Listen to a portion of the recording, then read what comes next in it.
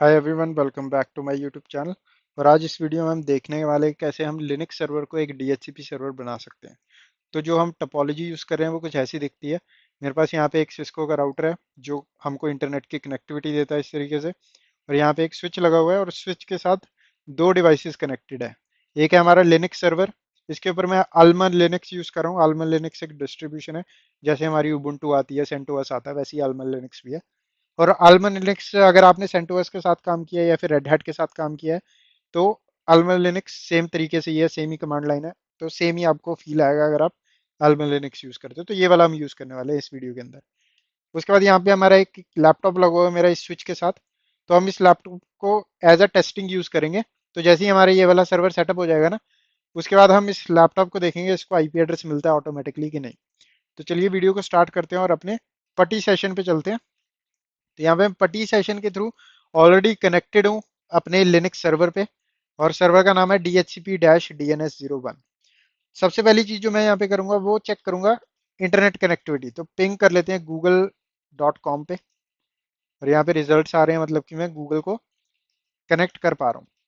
अब ये कनेक्टिविटी मैंने इसलिए चेक की क्योंकि हमको DHCP सर्वर वाला पैकेज इंस्टॉल करना और उसके लिए हमको इंटरनेट कनेक्टिविटी चाहिए। तो पैकेज इंस्टॉल करने के लिए हमारी कमांड होती है DNF install DHCP dash server. और यहाँ पे डैश वाई का ऑप्शन यूज करूंगा ताकि अगर ये मेरे को इंस्टॉलेशन के टाइम यस और नो का ऑप्शन दे तो ऑटोमेटिकली वहां पे यस चूज कर ले अपने आप। ठीक है, तो यहाँ पे इस तरीके से एंटर मार देते हैं।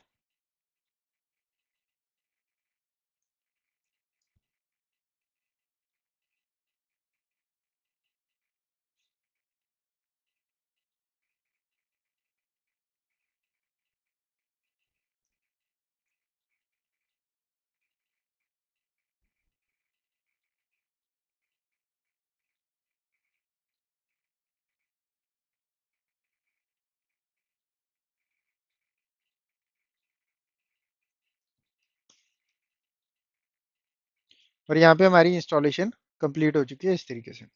अब नेक्स्ट चीज है हमको, अब एक बार आपकी ये वाली जो इंस्टॉलेशन कंप्लीट हो जाएगी ना, उसके बाद ड्यूरिंग इंस्टॉलेशन ये कुछ फाइल एड्स कर देता है DHCP सर्वर जो है उसकी। तो सबसे मेन फाइल होती है हमारी कॉन्फ़िगरेशन फाइल। तो वो कॉन्फ़िगरेशन फाइल आपको इस लोकेशन में मिलेगी, /etc/DHCP नाम की जो डायरेक्टरी है इसके अंदर। तो यहाँ पे मूव कर जाते हैं, CD कमांड का यूज करूंगा मैं, etc/DHCP इस तरीके से। और ls कमांड डालते हैं तो यहाँ पे आपको DHCPD.conf नाम की जो फाइल मिलेगी ना, ये फाइल हमारी है कॉन्फ़िगरेशन फाइल, जिसके अंदर हम सारे चेंजेस करेंगे और अपनी कॉन्फ़िगरेशन सेटअप करेंगे। तो VI एडिटर का यूज़ कर रहा हूँ मैं, आप कोई भी एडिटर यूज़ कर सकते हो।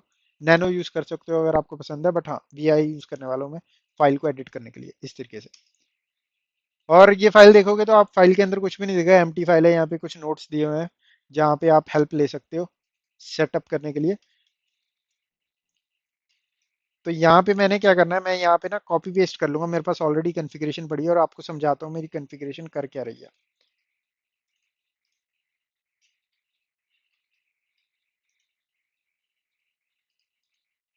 ओके, तो कॉन्फ़िगरेशन कुछ ऐसी है। सबसे पहले मैं सबनेट बताऊंगा, नेटवर्क बताऊंगा जिसके अंदर से मेरे को DHCP का स्कोप सेटअप करना है। ठीक है, तो यहाँ पे मैंने सबनेट बता दिया भाई 192.168.50। और नेटवर्क मास्क है उसका 255.255.255.0। ये रेंज है, मतलब कि ये एक नेटवर्क है जिसके अंदर से हम आईपी एड्रेसेस हमारा सर्वर प्रोवाइड करेगा। उसके बाद यहाँ पे करली ब्रेसेस स्टार्ट की, और ये करली ब्रेसेस यहाँ पे स्टार्ट होती हैं और यहाँ पे एंड होंगी और बीच में हम लाइंस लिखेंगे कुछ। सबसे पहले लाइन आती है हमारी रेंज की, जिसके अंदर हम रेंज बताएंगे कि भाई हमारी जो स्कोप की रेंज क्या होगी। अब यहाँ पे ये जो नेटवर्क है ना, इस नेटवर्क के अंदर बहुत सारे आईपी एड्रेसेस है, 254 आईपी एड्रेसेस है। और अगर आप चाहते हो कि भाई कुछ specific number of IP address he assign किए जाएं DHCP के द्वारा, तो आप रेंज इस तरीके से सेटअप कर सकते हो जैसे मैंने किया है। जैसे कि रेंज मैंने लिखी है, रेंज 192.168.50 से लेके 192.168.50.200 तक ही आईपी एड्रेसेस प्रोवाइड किए जाएं ऑटोमेटिकली, और कोई आईपी एड्रेस ना प्रोवाइड किया जाए इस सबनेट के अंदर से। ठीक है, नेक्स्ट हमको डिफॉल्ट राउटर बताना होता है। डिफॉल्ट राउटर क्या होता है, तो डिफॉल्ट राउटर यहाँ पे डिफॉल्ट गेटवे होता है। ठीक है, तो यहाँ पे अगर मैं फॉर एग्जांपल अपने कंप्यूटर की सेटिंग्स दिखाऊं ताकि आपको इजीली समझ आए, तो यहाँ पे क्या करता हूँ,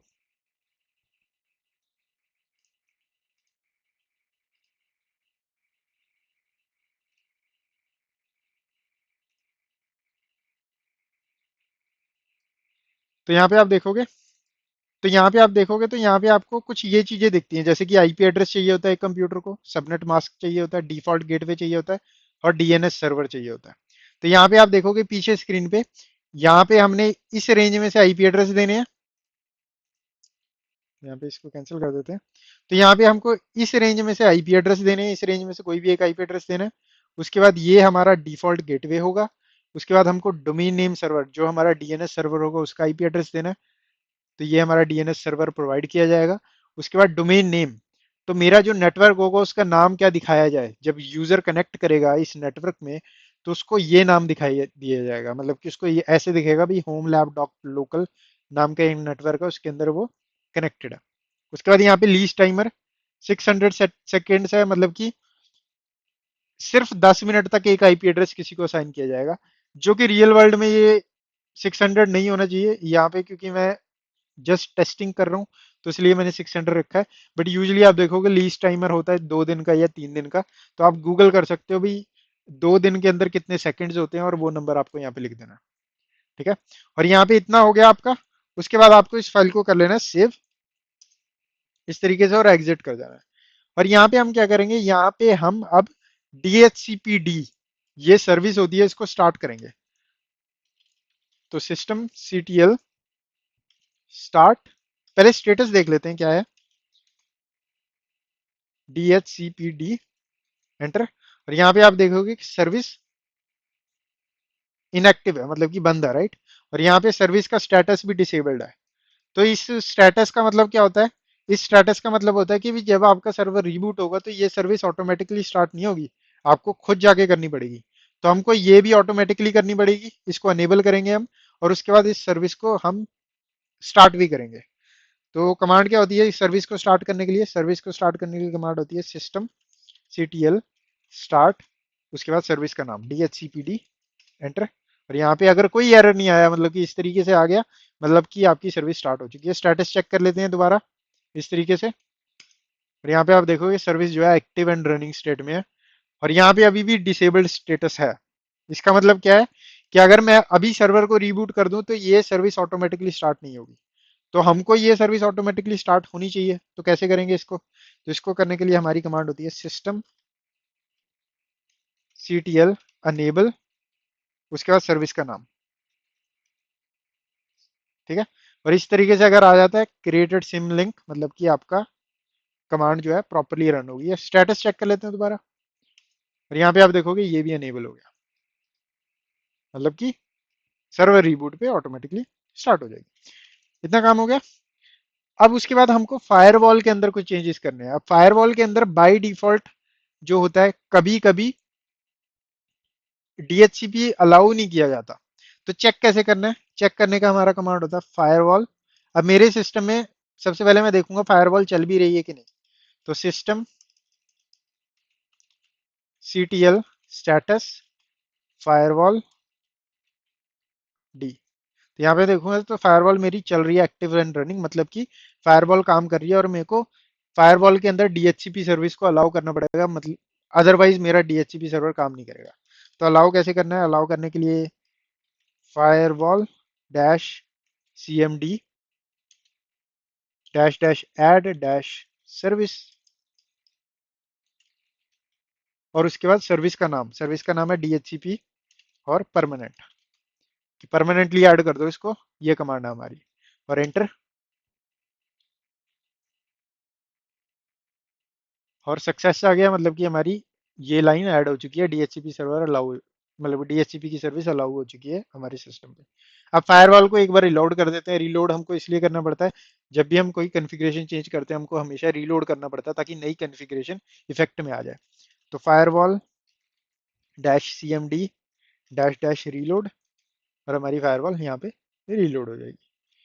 ठीक है, अब ये हो गया। अब टेस्टिंग की बारी आती है, तो टेस्टिंग कैसे करेंगे। अब मेरे पास जो मेरा क्लाइंट, मतलब जी ये वाला जो लैपटॉप है ना ये वाला, इस पे कोई रिमोट कनेक्शन नहीं है इस टाइम। तो मैं क्या करूंगा, मैं यहाँ पे ना इस सर्वर की लॉग फाइल ओपन करूंगा और रियल टाइम लॉग दिखाऊंगा। और जब एक बार हमारी लॉग फाइल यहाँ पे रन हो जाएगी, आपको स्क्रीन पे लॉग फाइल दिखती रहेगी। और जैसे ही मैं ये वाला लैपटॉप प्लग करूंगा इस स्विच के अंदर, आपको यहाँ पे एंट्री दिख जाएगी उसकी, इस लैपटॉप की, कि क्या आईपी एड्रेस मिला उसको। ठीक है। तो पहले मैं लैपटॉप को चेक कर लेता हूँ एक बार।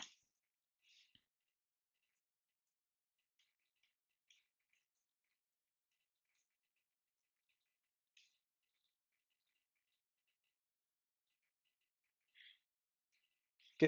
तो कमांड यहाँ पे डालूंगा, जर्नल ctl -u dhcpd। और यहाँ पे आप नीचे देखते रहना, यहाँ पे आपको लॉग दिखेगा जैसे ही मेरा लैपटॉप कनेक्ट होता है। तो यहाँ पे मैं इथरनेट केबल प्लग कर देता हूँ अपने स्विच पे। तो यहाँ पे आप देख सकते हो, तो यहाँ पे मेरे को जर्नल सीटीएल दोबारा ओपन करना पड़ा क्योंकि रियल टाइम लॉग नहीं दिखा रहा था। बट यहाँ पे आप देखोगे तो यहाँ पे एंट्रीज आ चुकी हैं हमारी। तो एंट्री क्या है, तो यहाँ पे सबसे पहले डीएचसीपी डिस्कवर की रिक्वेस्ट की गई इस मैक एड्रेस से। तो ये मेरे लैपटॉप का मैक एड्रेस है। और उसके बाद यहाँ पे नेक्स्ट है, यहाँ पे डीएचसीपी ऑफर, जो मेरे डीएचसीपी सर्वर ने कहा कि भाई ये आईपी एड्रेस है, और इस मैक एड्रेस को बोला कि ये आईपी एड्रेस मेरे पास अवेलेबल है और ये मेरे लैपटॉप का नाम है। ठीक है। उसके बाद डीएचसीपी रिक्वेस्ट की, मेरे सर्वर, मेरे लैपटॉप ने रिक्वेस्ट किया कि ओके मैं रिक्वेस्ट पैकेट भेजता हूँ आपको, मेरे को ये आईपी एड्रेस दे दो। और इसने ये आईपी एड्रेस की इन्फॉर्मेशन दे दी और मेरे लैपटॉप पे ये इन्फॉर्मेशन आ चुकी है। और इस तरीके से आपका डीएचसीपी सर्वर काम करता है। तो यहाँ पे ये जो आपको 4 स्टेप दिखे ना, तो ये 4 स्टेप अगर आप श्योर नहीं होते कि डीएचसीपी प्रोसेस काम कैसे करता है, इसके लिए मैंने ऑलरेडी वीडियो बनाई है। इसको हम डोरा प्रोसेस बोल देते हैं। तो आप वो वीडियो देख सकते हो, वो थियोटिकल वीडियो है। बट हाँ, तो इस तरीके से आप एक लिनक्स सर्वर को डीएचसीपी सर्वर बना सकते हो इजीली विद फ्यू कमांड्स।